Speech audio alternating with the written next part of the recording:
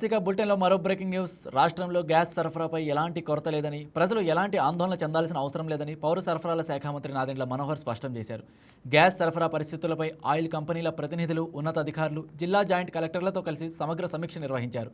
గృహ అవసరాలకు సంబంధించిన గ్యాస్ సరఫరా నిరంతరంగా కొనసాగుతోందని, ఎక్కడ కూడా అంతరాయం లేకుండా చర్యలు తీసుకుంటున్నామని తెలిపారు.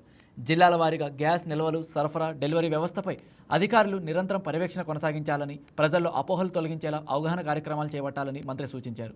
వాణిజ్య అవసరాలకు సంబంధించిన గ్యాస్ సరఫరాలో కూడా ప్రాధాన్యత క్రమాన్ని పాటించాలని, ముఖ్యంగా ఆసుపత్రులు, పాఠశాలలు, వసతి గృహాలకు ఎట్టి పరిస్థితుల్లోనూ ఇబ్బంది కలగకుండా చూడాలని ఆదేశించారు. గ్యాస్ సరఫరా చైన్ను మరింత క్రమబద్ధంగా నిర్వహిస్తూ గృహ అవసరాల గ్యాస్ వాణిజ్య అవసరాలకు మళ్లకుండా కట్టుదిట్టమైన చర్యలు తీసుకోవాలని మంత్రి స్పష్టం చేశారు. బ్లాక్ మార్కెట్ను అరికట్టేందుకు ప్రత్యేక నిఘా బృందాలను ఏర్పాటు చేయాలని, అనుమానాస్పద లావాదేవీలపై వెంటనే కఠిన చర్యలు తీసుకోవాలని అధికారులను ఆదేశించారు.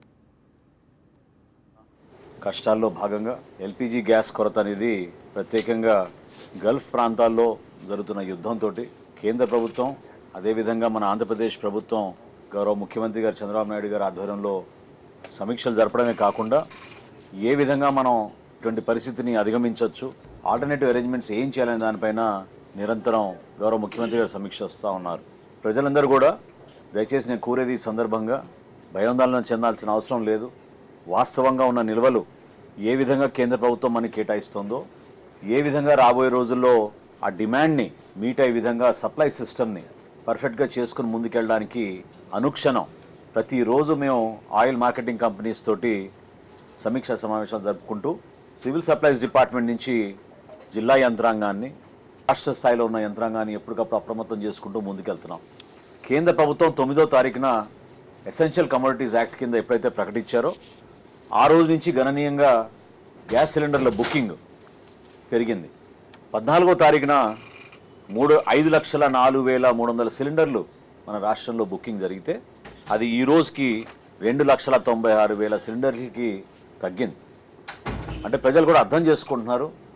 కొరత అనేది కొంతమంది కావాలని సోషల్ మీడియాలో ప్రచారం చేయడం, మిస్ఇన్ఫర్మేషన్ స్ప్రెడ్ చేయడం, ప్రజల్లో ఒక భయాందోళన తీసుకోవడానికి చేస్తున్న ప్రయత్నాన్ని చాలా సమర్థవంతంగా, ఎక్కడ కూడా సమస్య లేకుండా రాష్ట్ర వ్యాప్తంగా అన్ని జిల్లాల్లో కూడా మన 3 oil companies, Indian oil company, Bharat petroleum, HPCL వారి ప్రతినిధులు, వారితో పాటు జిల్లా స్థాయిలో మా జాయింట్ కలెక్టర్లు, డిస్ట్రిక్ట్ సివిల్ సప్లైస్ ఆఫీసర్సు, తహసీల్దార్లు, డిప్యూటీ తహసీల్దార్లు అందరూ కూడా కోఆర్డినేట్ చేసుకుంటూ ముందుకు వచ్చారు.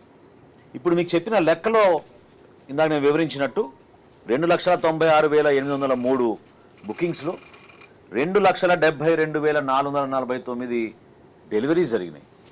గతంలో 9వ తారీఖు కన్నా ముందు మన రాష్ట్రంలో యావరేజ్ 1,60,000 నుంచి 1,80,000 వరకు మనకి గ్యాస్ బుకింగ్స్ జరిగాయి.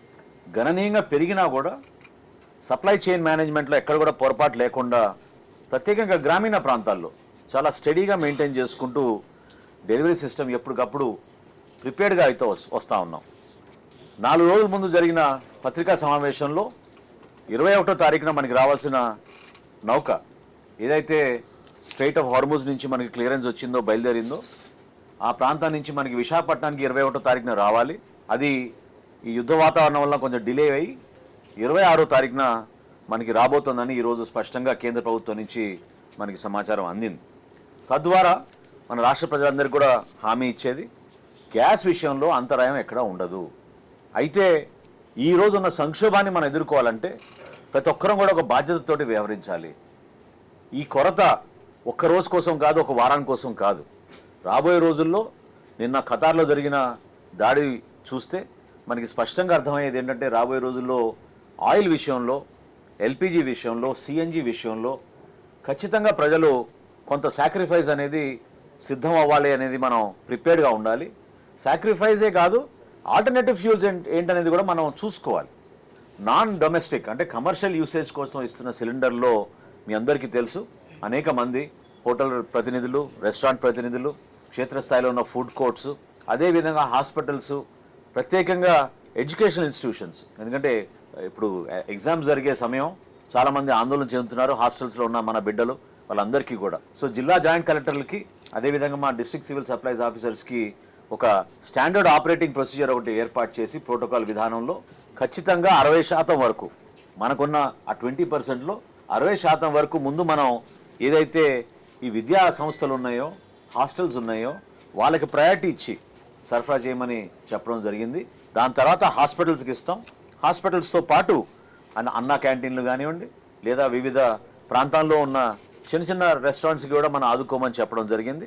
హోటల్స్ అండ్ రెస్టారెంట్స్ తోటి మీటింగ్ జరిపి జిల్లా జాయింట్ కలెక్టర్లు వాళ్ళకి ప్రత్యేకంగా ఇన్స్ట్రక్షన్స్ ఇవ్వడం జరిగింది. మీడియా సంస్థల ద్వారా, మీడియా ప్రతినిధుల ద్వారా మాకు వస్తున్న సమాచారం చాలా చోట్ల బ్లాక్ మార్కెటింగ్ కానివ్వండి, లేదా డైవర్షన్ కానివ్వండి, లేదా కొంతమంది డొమెస్టిక్ని ఎల్పి కమర్షియల్ సిలిండర్గా దాన్ని కన్వర్ట్ చేసి వాడుకోవడం అనేది మా దృష్టికి వస్తూ ఉంది. దీనిపైన కేంద్ర ప్రభుత్వం, అదేవిధంగా మన రాష్ట్ర ప్రభుత్వం చాలా కఠినంగా మేము వ్యవహరించబోతున్నాం. చాలా క్లియర్గా చెప్తున్నాం. ఈ రోజుకి మాకు వచ్చిన సమాచారం, మేము ఏజెన్సీల వారీగా డేటా తెప్పించుకున్నాం. ఈరోజు కొన్ని ఏజెన్సీస్ని సస్పెండ్ చేయబోతున్నాం. రాబోయే రోజుల్లో కూడా ఎవరైతే అనవసరంగా ఇటువంటి కార్యక్రమాల్లో పాల్గొంటున్నారో వాళ్ళందరికీ కూడా హెచ్చరిస్తున్నాం. ఈ సందర్భంగా దయచేసి డొమెస్టిక్ సిలిండర్ల విషయంలో మీరు ఎవరు కూడా దాన్ని డైవర్ట్ చేయడానికి ప్రయత్నించబాకండి. ప్రజలందరూ కూడా ఎదుర్కొంటున్నారు.